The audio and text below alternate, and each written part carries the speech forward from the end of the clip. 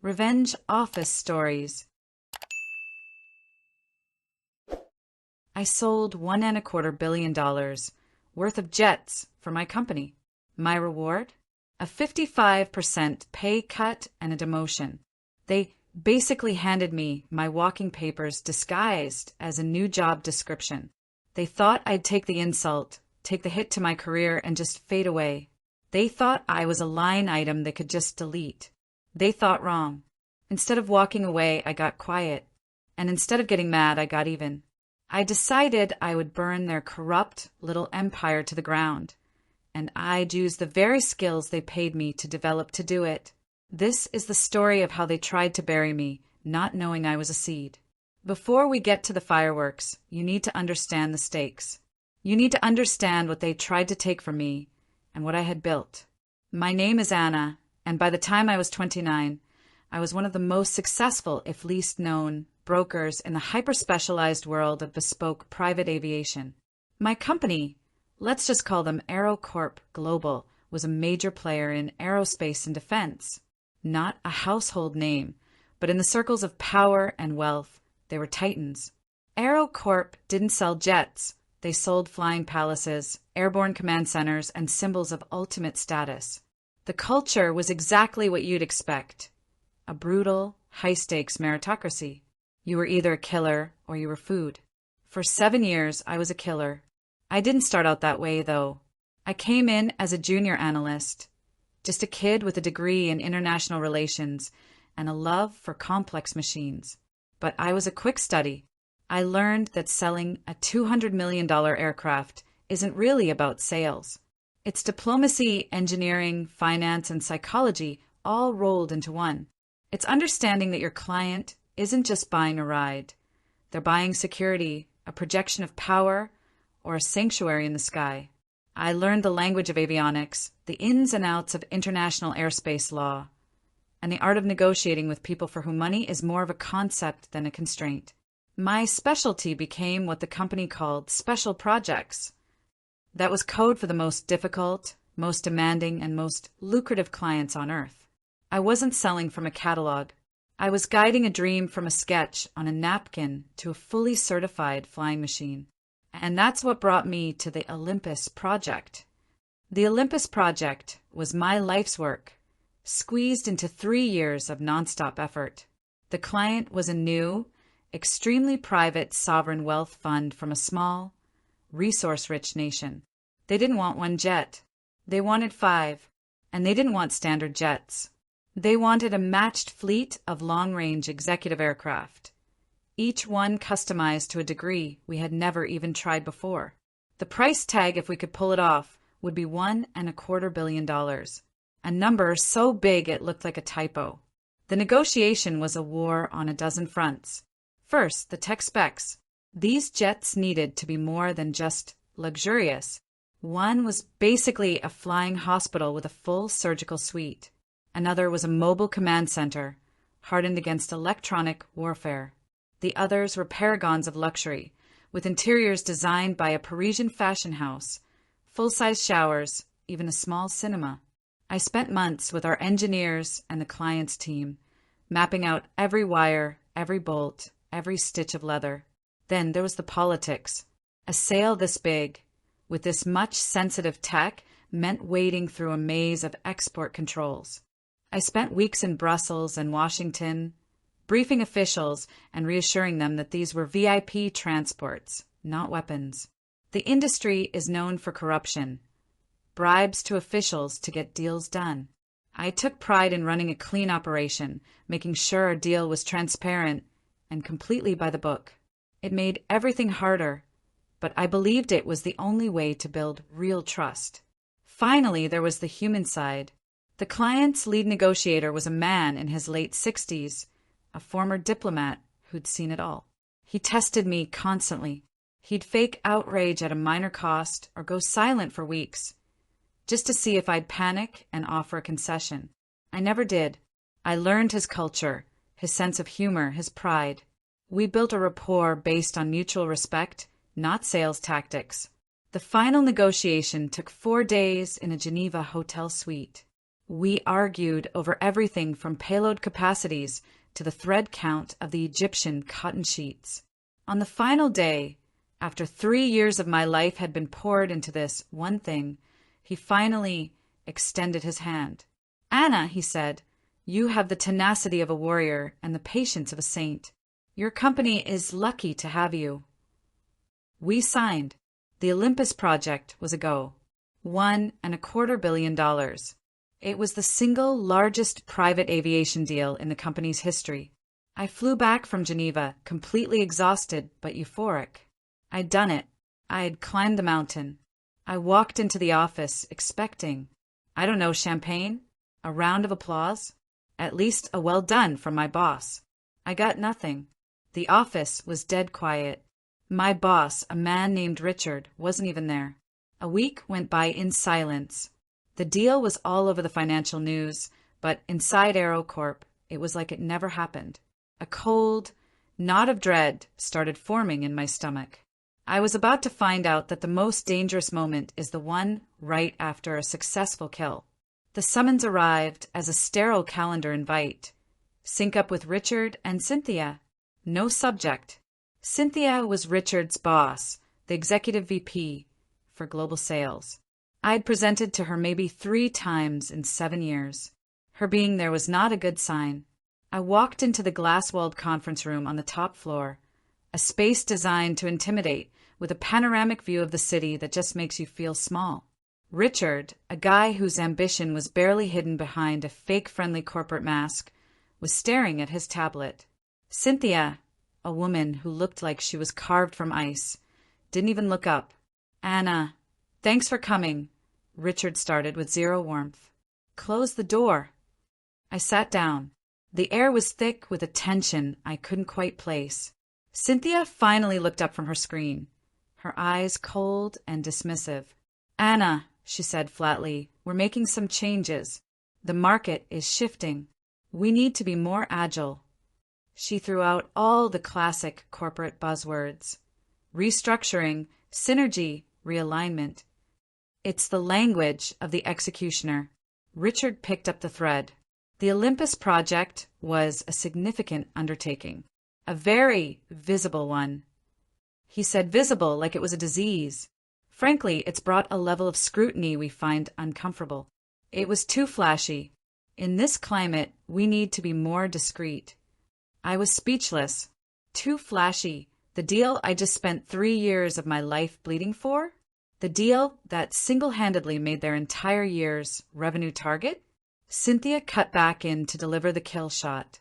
As part of this restructuring, we are dissolving the Special Projects Division. We have a new role for you. We're moving you to the North American Analyst Team. From Director of Special Projects, Architect of a $1 billion deal, to a Senior Sales Analyst. It wasn't just a demotion, it was an obliteration. The analyst team was a support role. It's where you put people who couldn't close, or people you were trying to get rid of. It was a profession. I did the quick math in my head. My pay was mostly commission. This wouldn't just cut my salary, it would wipe out any chance of real earnings. I'd see the official paperwork later. It was a 55% cut to my total expected pay for the year. They were pocketing my commission from the Olympus project and demoting me so they wouldn't have to pay it. I looked at them. 2 impassive faces. They had rehearsed this. They expected me to argue, to cry, to yell. They had a whole HR script ready for that. Any outburst, and they would label me unprofessional or not a team player. So I did the one thing they didn't expect. I smiled. A small, tight, controlled smile. "I understand," I said, my voice perfectly calm. "Thank you for the opportunity. I look forward to contributing in my new role." Their reaction was priceless. For a split second, the mask slipped. I saw a flicker of confusion in Richard's eyes. Cynthia's brow furrowed just a tiny bit. They wanted a fight, and I gave them serene compliance. They thought they'd won. They thought it was over. I walked out of that room with my head held high, went back to my desk, packed a few things, and went home. The shock was a physical thing, a cold wave washing over me.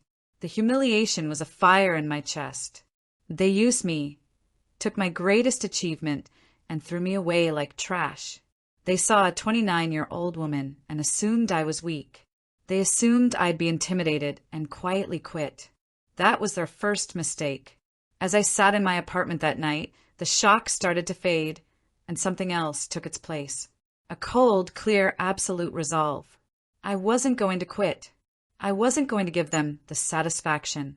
They had just declared war, and I was going to finish it. My revenge wouldn't be loud. It would be strategic, silent, and total. I was going to do to their careers what they had just tried to do to mine. I was about to become a ghost in their machine, and I was going to dismantle it from the inside out. That next Monday, I walked into the office and reported to my new desk. It was in a crowded, noisy open-plan area, a world away from my quiet director's office. My new boss clearly had no idea what to do with me and had obviously been told I was a problem to be managed out. My new job? Data entry and market research. Tasks I hadn't done since I was an intern. It was a deliberate, daily humiliation designed to make me quit. And I did the work. I did it perfectly without a single complaint. I became the model employee, quiet, helpful, and completely unremarkable. To Richard and Cynthia, I was neutralized. I was a problem solved. And that was their second and biggest mistake. My days were for them. I crunched their numbers. I ran their reports. I smiled in their meetings. But my nights were for me. In their haste to demote me, they'd overlooked one tiny detail. As a senior sales analyst, I still had access to the company's central file servers and sales databases. They took my title, but they left me with the keys to the kingdom. My investigation started with one question. Why? Why risk pissing off the person who just landed a billion-dollar deal? The too flashy excuse was obviously a lie. Companies kill for that kind of press. The real reason had to be money. My commission was huge. By demoting me, they could absorb it into the division's profits, making their own bonuses look incredible. Simple greed. But I had a feeling it was more than just that. I started digging into the Olympus project files. Every night, I logged into the AeroCorp system remotely, poring over documents I myself had created. I focused on the subcontractors, the third-party vendors doing the high-cost customizations. This is a known weak spot for corruption in our industry. That's when I found it. A vendor I didn't recognize, Azure Sky Services.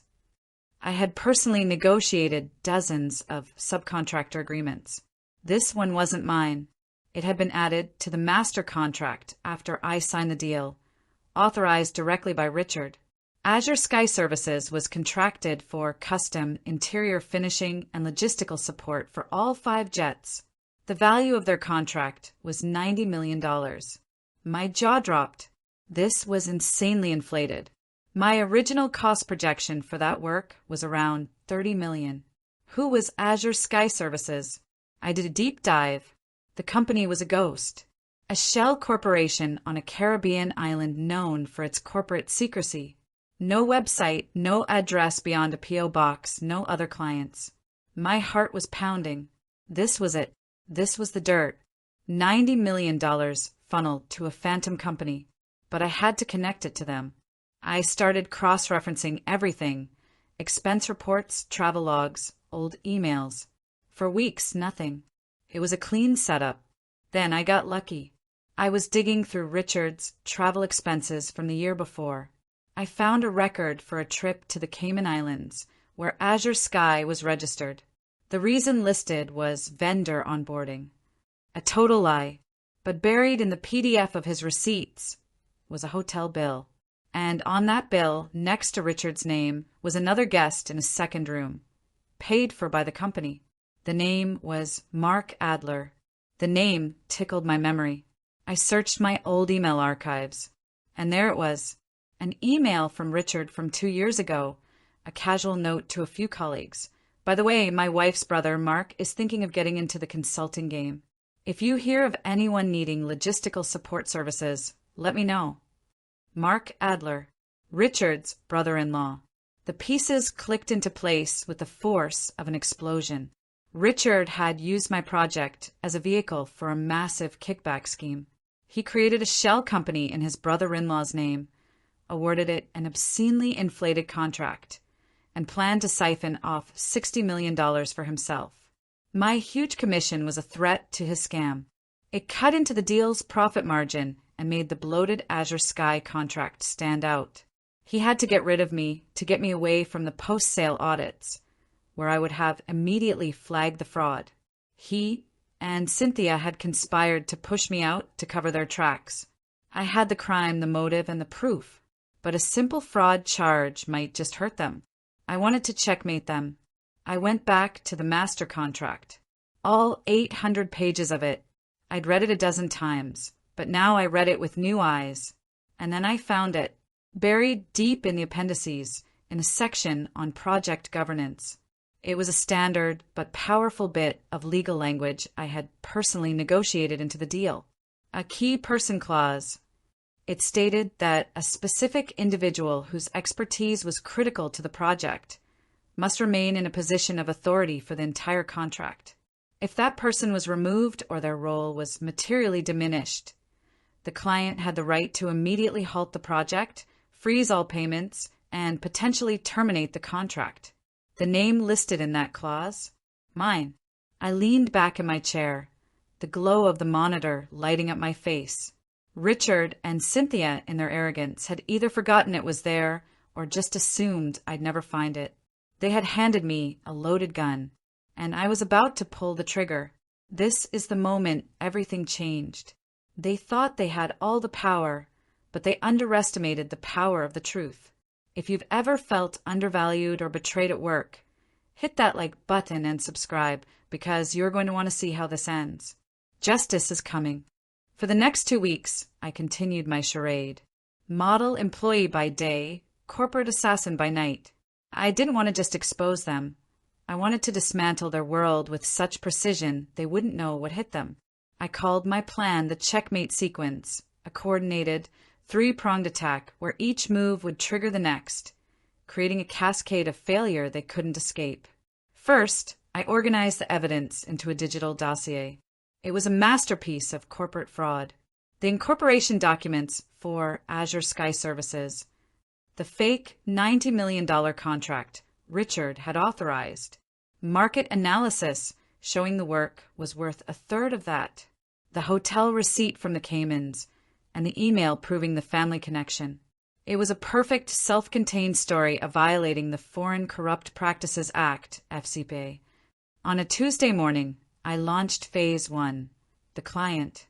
I drafted a short, impeccably polite, and purely factual email to my contact at the Sovereign Wealth Fund, the old-school diplomat I respected. The email was a study in understatement. It made no accusations. It just stated the facts. Dear Mr. Khalid, it began, I am writing to formally notify you of a change in my role at AeroCorp Global. As of 2 weeks ago, my position as Director of Special Projects was eliminated, and I have been reassigned to a junior analyst role. As such, I no longer have oversight of the Olympus project. For your reference, I've attached the relevant section of our contract, Appendix G, Clause 49C. Please let me know if you have any questions. I attached 1 page, the key person clause with my name highlighted. I hit send. I knew Mr. Khalid. He valued honor and integrity. He wouldn't see this as an internal shuffle. He'd see it as a breach of faith. The clause gave him the power to act, and I knew he would. Phase 2 launched 1 hour later. The regulators, using a secure, anonymous whistleblower portal. I uploaded the entire dossier to the U.S. Securities and Exchange Commission, SEC, and the Department of Justice's Criminal Division. Since AeroCorp was a public company, this was massive fraud against their shareholders, and it was a textbook FCPA violation. My package was a prosecutor's dream, gift-wrapped. Phase 3 was the final, internal checkmate. On Wednesday morning, 24 hours after the first email, I made my last move. I forwarded a redacted, but still damning, summary of my findings to the personal email addresses of 3 board members and the head of the audit committee. My email was again deferential and non-accusatory. Dear board members, it read. In my capacity as a senior analyst, I found several procurement and payment irregularities related to the Olympus project that I felt it was my fiduciary duty to bring to your attention. I am concerned these may not be in compliance with company policy or federal law. I am sure there is a simple explanation, but I was unable to get clarity through my direct management. I had lit 3 separate fires, all timed to converge. Now, all I had to do was sit back and watch it all burn. Things unraveled faster than I ever could have imagined. The first explosion hit Wednesday afternoon. An urgent, company-wide email from the CEO. All work and payments on the Olympus project were frozen, effective immediately. Mr. Khalid had acted. He'd invoked the key person clause and brought the $1.25 billion project to a screeching halt. Panic erupted. The stock price began to wobble. The second explosion came Thursday. Whispers flew that stone-faced lawyers had descended on the executive floor. Richard and Cynthia were called into separate, closed-door meetings. They went in looking annoyed. They came out looking terrified. By day's end, another email. Richard and Cynthia were on indefinite administrative leave, pending an internal investigation. We all knew what that meant. They were done. The final public detonation hit Friday morning. A major financial news outlet broke the story. AeroCorp Global halts billion-dollar jet deal amidst internal probe into corruption allegations. The article was brutal. It mentioned an anonymous whistleblower, inflated contracts, and potential FCPA violations. The stock didn't just wobble, it plummeted. Hundreds of millions in market value gone. The board, having received my package, moved fast to cauterize the wound. The following week, Richard and Cynthia were officially terminated for cause. No golden parachutes. Their careers, built on backstabbing, were over. Humiliated. Blacklisted. Several of their cronies quietly resigned over the next month. The external investigation tore the company apart. The SEC and DOJ launched formal investigations that would lead to massive fines. The company had to restate its earnings and issue a humiliating public apology. The empire was in ashes. And me? In the middle of the chaos on the Friday they were fired, I quietly walked into HR and resigned. My exit interview wasn't with some HR person. It was with a partner from the high-powered law firm the board had hired. I sat in a conference room for 3 hours and told them everything, this time on the record. I walked them through the entire scheme, providing all the unredacted documents. I wasn't a ghost anymore. I was the star witness. I walked out of that building for the last time not with anger or even victory, but with a profound sense of peace. I had been wronged and underestimated, but I had refused to be a victim. I used my skills and my integrity to hold them accountable. I hadn't just gotten revenge. I had gotten justice. After leaving AeroCorp, I did something I hadn't done in almost a decade. I stopped. I took 3 months off. I traveled. I read books that had nothing to do with avionics or contract law. I reconnected with the friends and family I had neglected for years. For the first time, I just let myself breathe. The fire of revenge had burned out, and in its place was a quiet, clean space. But my story wasn't over. In the tight-knit world of aerospace, whispers about what happened at AeroCorp spread fast. My name was never in the press, but the people who matter, the clients, the regulators, the senior execs at competing firms, they knew.